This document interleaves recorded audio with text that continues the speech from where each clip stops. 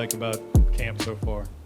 I mean, it's been good. I mean, I love camp. We're just a month of just, spending time with your teammates and being around each other 24/7 and getting to play football. And, it's hot, but, it's easy to get lost and, it's hot and this is tough. But, I mean, anybody would, dream of being out here, and we get that opportunity. So it's been, just keeping our head down and pushing through all the heat and all the adversity that comes our way. But I love camp, and I think we've done a really good job of embracing that. So. What do you like about this year's offense? Kind of talking to Perk, it seems like you guys are taking the fight in different ways to the defense. Yeah. I think we're a very, very close-knit group. I think we've really meshed together, very, very well from the spring to summer to now. And, it's, 3 weeks until the game. There's not much time left. And, I think we've done an outstanding job coming together, kind of establishing our identity of who we want to be. I think we're going to be explosive and very physical, and it's going to be something that's fun to watch. So. This is probably a repeat question from the spring, but coming in the fall, knowing you're the guy, do you notice or feel anything different in practice? I mean, obviously there's a different dynamic, going from being a backup to the starter. But, I feel like, it's just taking the same approach that I've always taken, just trying to lead, be vocal, be an uplifting spirit, keep the guys going. It gets tough out there, it gets hot out there. We just got to push through, focus on our work and focus on our job. Coach Sloan's talking a lot about being intentional with everything we do, and having integrity and being focused. Locked in focus is something he says all the time. So that's been the biggest thing for us, is just staying focused on our jobs, staying focused on our tasks, and moving as one. Garrett, anybody that's out there practice can tell that this tight end room could be pretty good. Yeah. What do you like about those guys? What do you expect from them here in the fall? Yeah, I mean, they've done an unbelievable job. Pimp and Trey-Dez and Mason, obviously. Mason's done a really good job of kind of showing, the younger guys the way. And they've done a really good job of listening and coming along. They're all producing at a very high level. Obviously, it's a very, very talented room. They all are very special in their own way. And, I would say, they're going to get utilized and used the right way. So I'm very proud of them and the way they've come along. I'm very proud of Mason and the way he's led them and kind of been that older guy, that veteran guy in the room, and kind of showed them the way, showed them the ropes. And I think they've done a really, really good job so far. You got a pretty young wide receiver room, of course, outside of Lacey and Hilton. But how have the younger guys kind of been stepping up this camp and performing? Because obviously they're going to have a bigger role this season. Yeah, I mean, the whole entire wide receiver room has done an outstanding job this summer. Just as far as, how close they became. It's a different group, guys that didn't necessarily get to spend a lot of time together. We got a lot of transfers and things like that. But the younger guys have stepped up a lot. They've kind of, listened to the older guys, and the veteran guys have also done an amazing job. Chris and Kyron, and even CJ. I mean, even though he's, new here, he's played 4 years, three years, whatever, of college football already. So those are all experienced guys, and who've played a lot of snaps. Same with Xavion, and so they've done an outstanding job of just meshing together, leaning on each other. They're always trying to get better. They're always competing. And, it makes me feel special, not special, feel good when you have guys out there that can make special plays, and so you just got to give them an opportunity to make plays, put the ball in their hands in space. So. Your offensive line's so talented, and we always talk about Will and Emery right off the bat, but tell me about Deli. Deli's been around for a long time. What's he like? Yeah, Deli was actually one of the O-linemen that came into my class. We were class 2021 together. Deli's special. He's started for 3 years now. He's played so many snaps in so many games, been in so many moments. And he's more of a quiet guy, and he's not necessarily, the outspoken guy, but he does things the right way at all times. He always has a level of intensity, and he's so smart. He always knows what he's doing. He never MAs. He's always on top of his job and his assignment. And he's always willing to do whatever we ask him to do. And so that's something that's so special about Deli. And he's done an unbelievable job so far this camp. And Miles is another guy that I don't think we talk too much or hear from much, but it's been very, very solid. Talk about, what kind of player he's been for you. Yeah, Miles done an unbelievable job. He's obviously, a very experienced guy, veteran in that room. And so, the coolest thing I love about that room and what they've been able to do is all those guys, all those veteran guys have brought those, the freshmen. We have so many very, very talented young freshmen in that room, and even the sophomores are very young.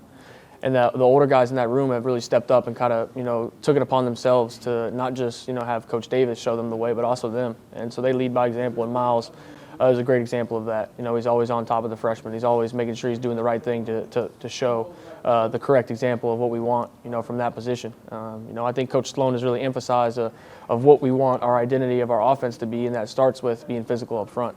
And so, you know, I think Miles and the rest of the guys all in that room have done an outstanding job of really establishing that identity of that physicality and that expectation. How has DJ Chester kind of adjusted to stepping into a situation where he's going to be the starting center? Yeah, he's done a really good job. You know, obviously it's a challenging position. You know, you're always thinking about different things and making different calls. And so there's a lot on your plate, and you always got to be, you know, on all 10 toes. And I think he's done a really good job of, you know, doing everything he's asked to do. And you know, I'm really excited for him and how he's been able to, you know, continue to get better. How are the helmet comms working, and how do you try to get it simulated enough in a game-like situation? Yeah, the helmet comms have been awesome. You know, obviously you still have to make sure you're aware of the signals and things like that, you know, just in case they go out at any moment. But it's definitely an advantage, you know, being able to have that communication with Coach Sloan, and, you know, making sure we're in the correct play and running the right thing. And, you know, there are also schematic advantages that will be used that y'all will see eventually with that. So it's been awesome. I think it's a huge help, and it's been really, really good for us. How do you make a game like? Yeah, I mean, every rep is just like a game. You know, in a game, you're just taking reps. That's how you have to look at it. In practice, it's the same thing. You know, when we get to move the ball periods, it's the same thing as when we're in scripted periods. You know, you have to do your job and treat every play as if it's game-like. And so I think, you know, it'll be the exact same from practice into the game as far as the headset communication. So. During the team period, we saw the defense come up with a couple stops. What have you seen from them in camp, and how improved do you believe that unit will be this year? Yeah, no, they've done an unbelievable job. The biggest thing I think is the leadership that has grown from that side of the ball. They've really stepped up. You know, they've challenged me and they've challenged our offense a lot this camp, and that's good. You know, that's what we wanted. You know, we wouldn't want it to be one-sided. You know, there are mistakes that have been made and learning opportunities because of how good they've played. And so that's, you know, really all you can ask for as a quarterback is to be challenged. And, you know, you have to grow through mistakes.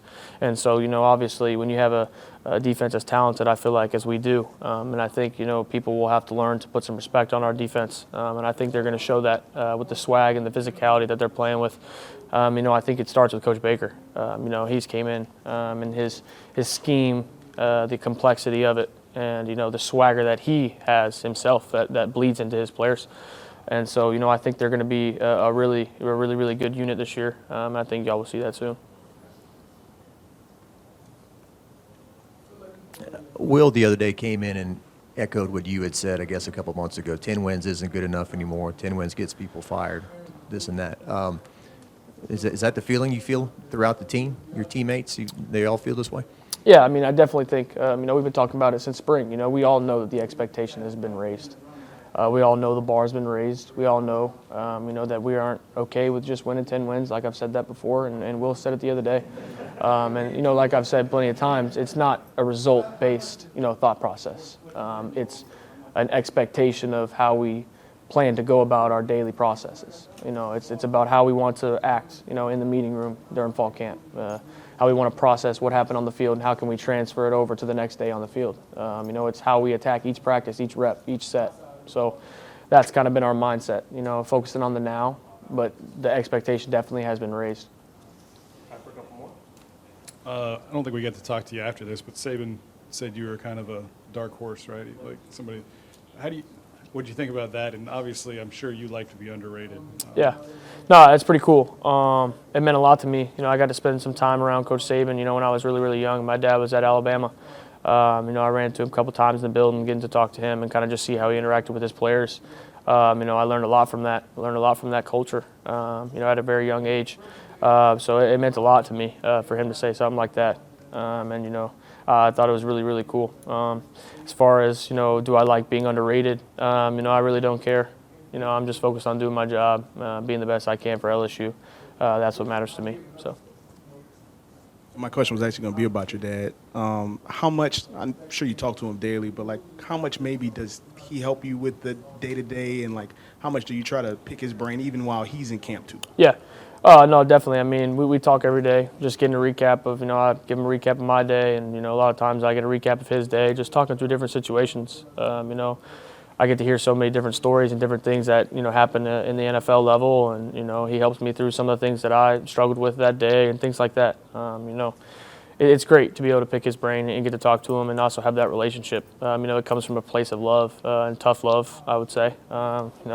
So that relationship means a lot to me. And it's built, over the years, just talking through as I've, my knowledge of the game has kind of grown. I've been able to get into kind of deeper conversations with him about, the X's and O's and things like that.